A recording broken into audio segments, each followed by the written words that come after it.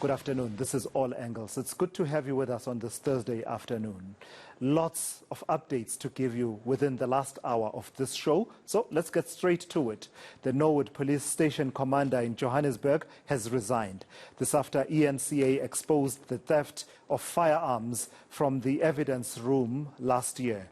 A new station commander is set to be appointed next Friday, and the management team is expected to be reshuffled. Let me take you to senior reporter Barry Bateman, who's been working that story tirelessly. Barry, you revealed all of this, the details of a Hawks investigation into firearms. Your investigation of all of this started last year. Remind us what brought us to this point.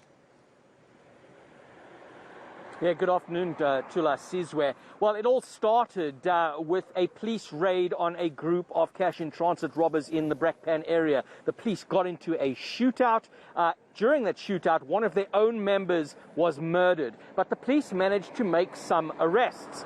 What they also did was they seized some firearms, and the shocking part is that one of the firearms seized from that scene was registered as having supposed to be locked up in this police station, the Norwood Police Station. Then there was a cash-in-transit robbery in the northwest. Again, the police, another great success. They managed to arrest suspects. They seized firearms, and again, another firearm that was supposed to be locked up at this police station was found in the hands of criminals. That kicked off a Hawks investigation at a national level.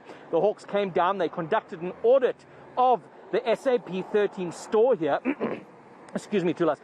What they managed to establish that 158 firearms that are supposed to be booked in as evidence, which we understand are part of a 2014 cache that was seized in this precinct, are in fact missing.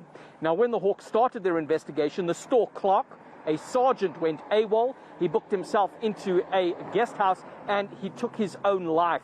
That then was the start of the investigation, and we're getting to a point now where the Hawks are preparing a criminal case against very senior members of the SAPS here. Top brass, senior management have been identified for prosecution.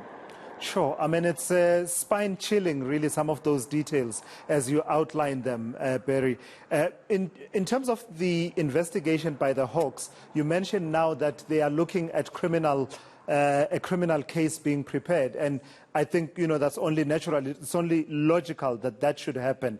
But you've been also hearing from the Police Portfolio Committee chairperson, Tina Jumaat-Peterson, who believes that it should go beyond Norwood Police Station.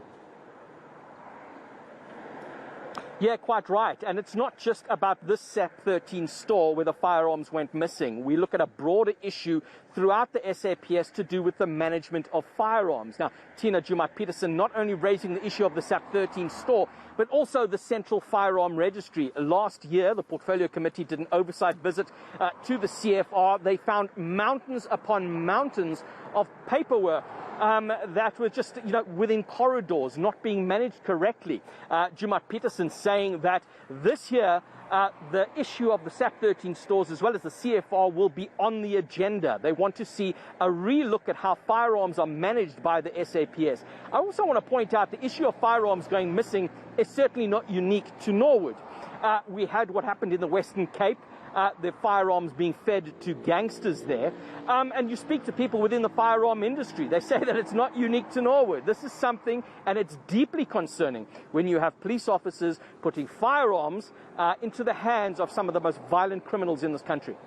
Yeah, absolutely. And it's not only unique to the SAPS, Barry. It would seem to me that there are multiple streams through which firearms, including automatic rifles that cannot be licensed for use by civilians, can find themselves in the hands of criminals. What with the losses that we have suffered at some of the SANDF facilities, Simonstown being an example a few years ago, and also the ammunition that went missing during the riots in July last year in KwaZulu-Natal. All right, let's leave it there for now.